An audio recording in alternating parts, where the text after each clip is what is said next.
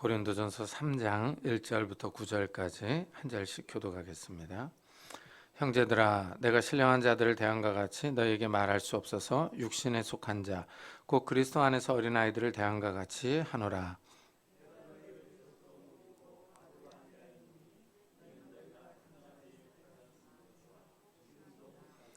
너희는 아직도 육신에 있는 자로다. 너희 가운데 시기와 분쟁이 있으니 어찌 육신에 속하여 사람을 따라 행함이 아니리요.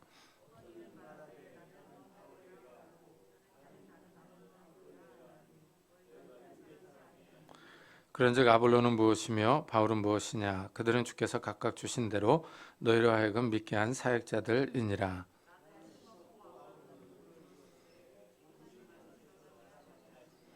그런즉 심는 이나 물 주는 이는 아무것도 아니로되 오직 자라게 하시는 이는 하나님뿐이니라.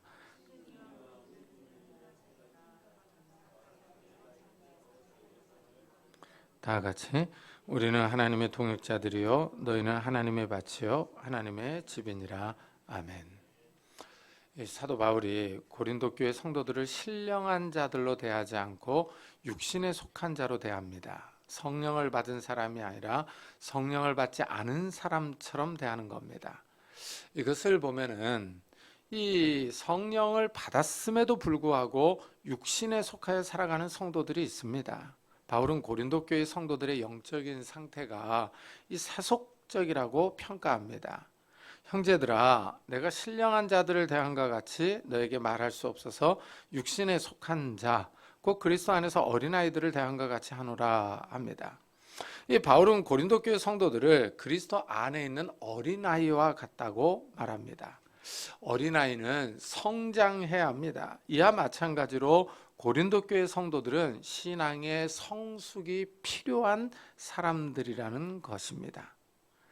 이 예수를 믿어도 세상 사람인지 예수를 믿는 사람인지 분간이 안 되는 사람들이 있습니다. 세상 사람들과 똑같이 행동합니다. 회사에서 회식할 때 교회 다녀서 술을 안 먹는다고 말하면 주위에서 야, 나도 교회 다녀, 나도 집사야 하면서 술을 권하는 사람들이 있습니다. 예수를 믿는다고 하는데 믿지 않는 사람과 똑같습니다. 사회에서 술 마시고 거짓말하고 이중장부를 사용하고 거래처를 속입니다. 예수를 믿어도 믿지 않는 사람 같습니다.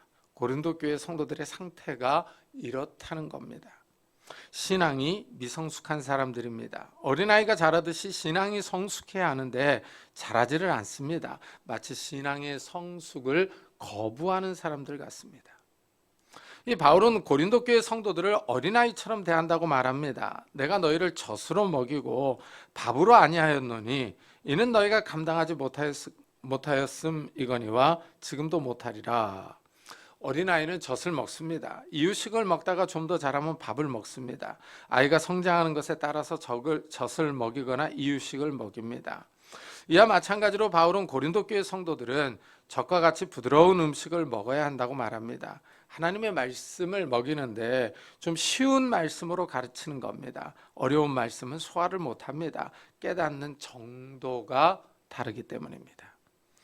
우리가 예수를 믿고 성령을 받았다고 해서 성경을 읽으면 다 깨닫는 것은 아닙니다.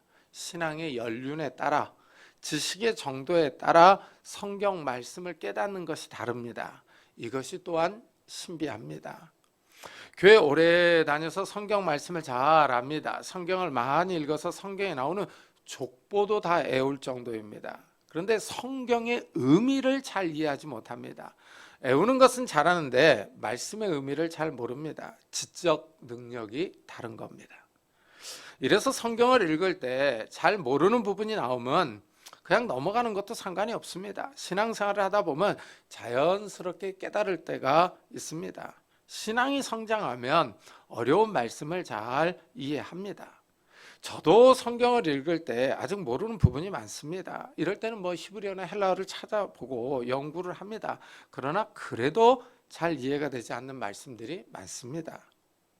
이 바울은 고린도 교회 성도들이 그리스도 안에서 어린아이라고 말합니다. 왜냐하면 고린도 교회 성도들이 서로 분열하여 싸우고 있기 때문입니다. 너희는 아직도 육신에 속한 자로다. 너희 가운데 시기와 분쟁이 있으니 어찌 육신에 속하여 사람을 따라 행함이 아니리요 합니다. 예수를 믿고 성령을 받았어도 시기와 분쟁이 있습니다. 이것은 우리도 마찬가지입니다. 예수를 믿고 성령을 받았음에도 불구하고 아직 육신의 정욕이 강합니다. 그래서 이상한 동영상에 많이 끌리기도 합니다. 육신의 정욕과 성령의 소욕이 우리 안에서 서로 싸우는 겁니다. 이런 예를 사사기에 나오는 삼손에게서 볼 수 있습니다. 삼손은 나실인입니다. 여호와 영이 무려 4번이나 임합니다. 그런데도 삼손은 육신의 정욕을 따라 살아갑니다. 블레셋 여인을 찾아갑니다. 3번이나 블레셋의 다른 여인들에게 가는 모습을 볼 수 있습니다. 참 이 삼손이 외국 스타일을 좋아합니다. 육신의 정욕이 얼마나 강한지 삼손을 통해서 알 수 있습니다. 결국 들릴라의 유혹에 넘어가 강제로 머리를 밀립니다. 힘을 잃어버립니다. 2 눈을 뽑히고 조롱거리가 되는 굴욕을 당합니다. 이 자기 마음대로 자유롭게 사는 것이 좋습니다. 그러나 육신의 정욕을 따라 자기 마음대로 살아가면은 끝이 좋지 않습니다. 삼손은 끝에 하나님께 다시 힘을 부여받았습니다. 블레셋 사람들에게 복수합니다. 같이 장렬하게 죽습니다. 삼손은 끝이 평화롭지 않았습니다. 성령을 따라 살았어야 하는데 육신의 정욕을 따라 살았기 때문입니다. 하나님의 말씀을 제쳐두고 자기 기분대로, 자기 마음대로 살아갔기 때문입니다. 고린도 교회에 시기와 분쟁이 있습니다. 서로 분당을 지어 시기하며 싸웁니다. 이런 일은 현대 교회에서도 자주 일어납니다. 몇 년 전에는 총신대학교에서 이 신학대학원에서 큰 싸움이 나가지고 이 교수들과 이사들, 학생들이 서로 나뉘어서 싸웠습니다. 총장을 가운데 두고 총장 지지파와 반대파로 나뉘었습니다. 학생들의 수업 거부도 이어져서 이사진이 해사되고 관선 이사가 파송되는 큰 아픔을 겪기도 했습니다. 이렇게 이 하나님의 종들을 길러내는 학교에서도 싸움이 일어나기도 합니다. 큰 교회에서도 종종 이런 일이 일어납니다. 흔히 담임 목사가 은퇴하고 후임 목사가 들어섰을 때 전임 은퇴 목사님 파와 후임 목사님 파로 나뉘어서 싸우기도 합니다. 또한 교회들 가운데 보면 이 목사파와 장로파가 서로 충돌을 일으키기도 합니다. 현대교회 역시 신앙이 성숙하지 못해서 싸움이 일어납니다. 이것을 보면 우리가 예수를 믿는다고 해서 한 번에 완전해지는 것은 아닙니다. 예수를 믿고 성령을 받는다고 해서 단번에 거룩해지지 않습니다. 예수를 믿으면은 우리가 죄를 용서받습니다.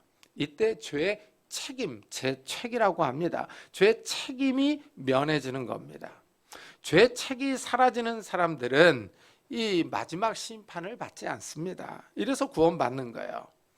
그러나 이 죄의 책이 면해졌을지라도 믿는 사람들 안에는 여전히 죄의 오염이 남아 있습니다. 죄로 이 마음이 오염되어 있는 겁니다. 영혼이 오염되어 있는 거예요. 그래서 이 정욕과 탐욕이 남아 있습니다. 이래서 육체의 정욕이 우리를 죄악으로 이끌어가는 모습을 볼 수가 있어요. 이래서 예수를 믿어도 세상 사람들과 똑같이 사는 사람들이 나오는 거예요. 왜냐하면 우리 안에서 육신의 정욕과 이 오염된 마음과 이 성령의 소욕이 서로 싸우기 때문에 그렇습니다. 그래서 이 육체의 소욕이 강하면은 사람들이 죄를 져요. 끌려갑니다. 참 그래서 이 참 경건한 목사들도 보면 간혹가다 이상한 짓을 해가지고 넘어지는 사람들이 있습니다. 다윗도 그랬지 않습니까? 다윗도 보면 여자 문제 때문에 넘어지는 이런 모습을 볼 수가 있어요. 그러니까 우리가 경건하게 살면은 말씀을 읽고 기도하면서 하나님의 말씀을 따라 경건하게 살려고 하면 이 육체의 정욕을 이기는 거예요. 누르는 겁니다. 그러나 우리가 그렇게 살지 못하면은 이 육신의 정욕이 강해서 우리를 끌고 가요. 그래서 보면 성도들은 항상 갈등 구조 안에 살아가고 있는 거예요. 이 서로 충돌이 일어납니다. 그래서 자꾸 이 죄와 싸워야 되는 이런 구조적인 모습을 안고 있는 거예요. 이래서 보면 야곱처럼 오랜 세월이 지나도 성화되지 않는 성도들이 많이 있어요. 그만큼 육체의 정욕이 강합니다. 죄로 오염된 이 세력이 강한 거죠. 이 고린도 교회를 보십시오. 어떤 이는 말하되 나는 바울에게라 하고 다른 이는 나는 아볼로에게라 하니 너희가 육의 사람이 아니리요 하고 묻습니다. 이 바울이 고린도 교회를 개척을 했어요. 후에 아볼로가 이곳에 와서 목회를 했습니다. 그러자 이제 고린도 교회 성도들이 전임 목사와 후임 목사파로 나뉘어서 서로 분쟁을 하고 있는 겁니다. 오늘날도 똑같습니다. 은퇴한 목사님이 계속 교회 내에서 영향력을 행사하려고 합니다. 은퇴했으면 조용히 계셔야 하는데 여전히 존재감을 드러냅니다. 이러면 이제 은퇴 목사를 따르는 성도들과 후임 목사를 따르는 성도들 사이에 분열이 일어납니다. 심하면 충돌하고 싸웁니다. 이래서 교회가 갈라서기도 합니다. 초대교회나 이 현대교회나 똑같습니다. 고린도 교회 성도들이 이렇게 서로 나뉘어서 싸웁니다. 그래서 사도 바울이 사역자들에 대해서 평가를 해줍니다. 그런즉 아볼로는 무엇이며 바울은 무엇이냐? 그들은 주께서 각각 주신 대로 너희로 하여금 믿게 한 사역자들이니라. 이 사역자는 종이라는 뜻입니다. 이 아볼로와 바울은 예수의 종에 불과합니다. 하나님의 일을 하는 종들, 집사들입니다. 예수님이 이런 비유를 들어주셨습니다. 주인에게 종이 있습니다.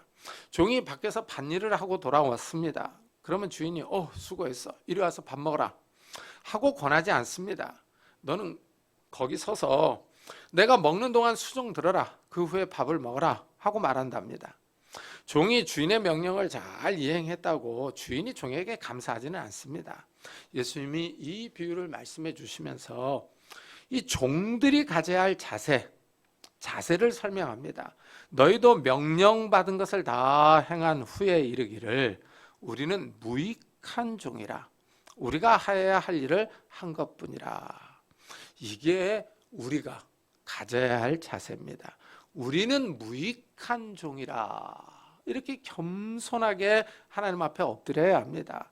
그런데 요즘은 시대가 자기 PR 시대라 그런지 자기 자신을 드러내는 것을 좋아합니다. 생색을 내는 사람들이 너무 많습니다. 다른 사람이 알아줄 때까지 자기가 한 일을 말합니다. 이래서 참 주위에서 꼴보기 싫어하고 시기와 다툼이 일어나는 이런 모습을 봅니다. 아볼로나 바울은 예수님이 부르신 종입니다. 예수님이 명령하신 일을 하는 사람들입니다. 하나님이 이들에게 은혜와 능력을 주셔서 사람들에게 복음을 전하게 하십니다. 사람들은 이들이 전하는 복음을 듣고 예수를 믿습니다. 하나님이 주신 은혜로 성도들을 믿게 하는 종들입니다. 이래서 종들은 내세울 것이 없습니다.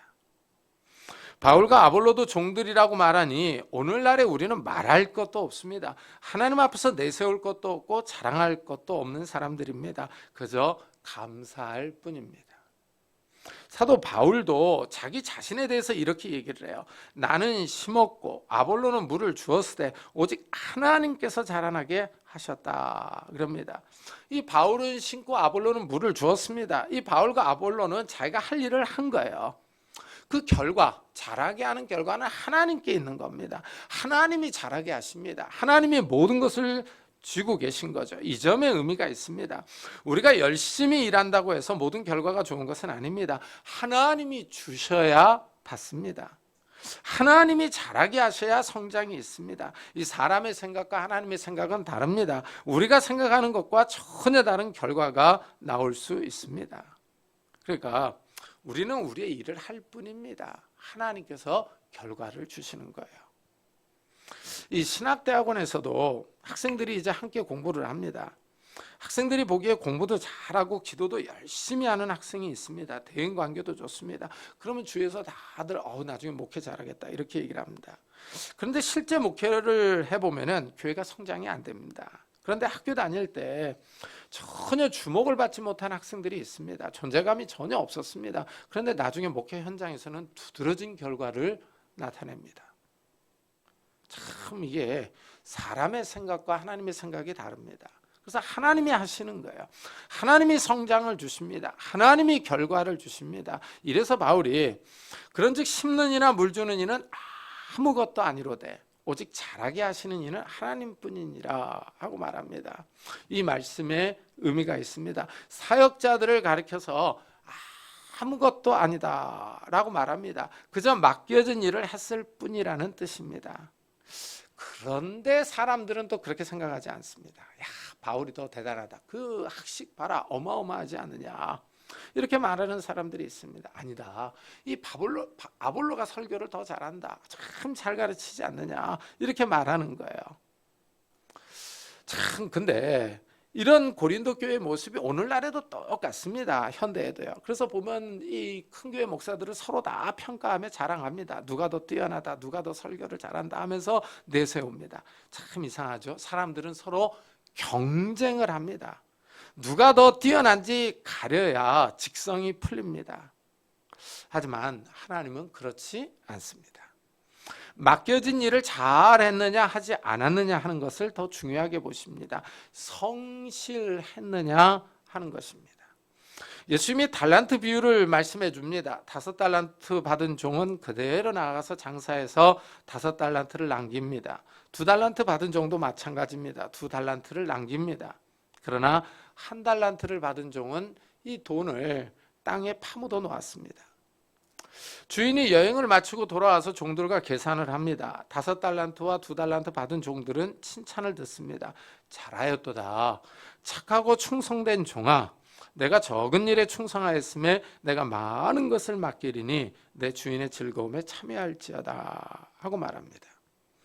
이들은 돈의 많고 적음보다는 충성했느냐, 여기에 더 강조점이 있습니다. 충성스럽게 일했다는 것으로 칭찬을 듣습니다. 그러나 1달란트 받은 종은 땅에 묻어놓았습니다. 주인이 그 사람에게 악하고 게으른 종아 하고 책망합니다. 게으르다고 말씀합니다. 게으른 것이 악한 겁니다. 이 사람은 일하지 않았습니다. 5달란트와 2달란트 받은 사람은 성실하게 일했습니다. 여기서 차이가 났습니다. 이익을 남겼느냐 보다 일했느냐 하는 겁니다. 하나님으로부터 달란트를 받은 사람은 일해야 됩니다. 자신의 재능을 가지고 하나님을 섬겨야 우리가 주목해야 할 사실은 주인이 각각 그 재능대로 달란트를 줬다는 겁니다. 5달란트, 2달란트, 1달란트 이렇게 맡기신 것은 주인이 그 사람을 보고 평가를 한 거죠. 그 사람에게 재능이 있다 없다 이걸 보고 맡긴 겁니다. 주인은 종들의 재능을 이미 알고 있습니다. 하나님도 우리의 재능을 이미 알고 계십니다. 하나님이 우리의 재능을 알고 그 재능을 따라 맡겨주시는 거예요. 따라서 우리는 결과를 하나님께 맡기고 충성해야 합니다. 이것이 중요합니다. 충성한 사람은 결과를 가져옵니다. 그러나 충성하지 않은 사람은 결과가 없습니다. 이 축구 선수들이 축구하는 모습을 한번 잘 보십시오. 공격수는 일단 슛을 때려봐야 합니다. 슛을 때려봐야 그 공이 골대 안으로 들어가든지 밖으로 나가든지 결과가 나옵니다. 슛을 때리지 않으면 골을 넣을 수가 없습니다. 일하지 않으면 결과가 나오지 않습니다. 1달란트 받은 종은 돈을 땅에 묻어두고 일하지 않았습니다. 일하지 않았기 때문에 결과가 없습니다. 1달란트 그대로입니다. 그러자 주인이 차라리 이 돈을 은행에 맡겨놓았으면 이자라도 받았을 것이라고 말합니다. 그러나 1달란트 받은 종은 주인을 심지 않은 데서 거두고 해치지 않은 데서 모으는 사람이라고 원망하며 불평합니다. 그러나 주인은 분명히 1달란트를 종에게 맡겼습니다. 그런데 종은 불평합니다.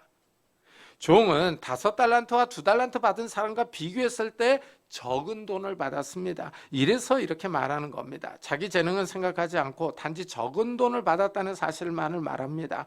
자신을 돌아보지 않고 주인만 욕하고 있습니다. 사실 이 1달란트는 그 당시 상황에서 보면 큰 돈입니다. 바울은 사역자들에게 하나님이 주신 재능이 있다고 말합니다. 그렇지만 하나님이 잘하게 하신다 하고 선언합니다. 하나님이 전적으로 주권을 쥐고 계십니다. 그러면서 심는 이와 물 주는 이는 한 가지이나 각각 자기가 일한 대로 자기의 상을 받으리라 그럽니다. 사역자들은 일한 대로 하나님이 상을 주신다고 합니다. 그러면서 마지막으로 우리는 하나님의 동역자들이요 너희는 하나님의 밭이요 하나님의 집이니라 그럽니다. 바울과 아볼로는 하나님과 함께 일하는 동역자들입니다. 현대 목사들도 마찬가지입니다. 하나님과 함께 일하는 사람들입니다. 그런데 믿는 성도들을 가리켜서는 하나님의 집이라고 합니다. 하나님이 거하시는 처소입니다. 하나님이 성도들과 함께 하실 것을 말하고 있습니다. 참 이 점에 의미가 있지 않겠습니까? 하나님이 우리와 함께 동행하고 계십니다. 오늘 말씀은 고린도 교회의 분열과 싸움에 대해서 이 어린아이 같은 신앙을 가지고 있다고 말합니다. 그리고 사역자들은 아무것도 아니라고 말합니다. 하나님이 교회를 자라게 하신다고 합니다. 혹시 우리도 어린아이 같은 신앙은 아닌지 돌아보면서 하나님의 은혜 가운데 성장하는 이 신앙이 잘 자라나는 성도님들이 되시기를 예수 그리스도의 이름으로 축복합니다.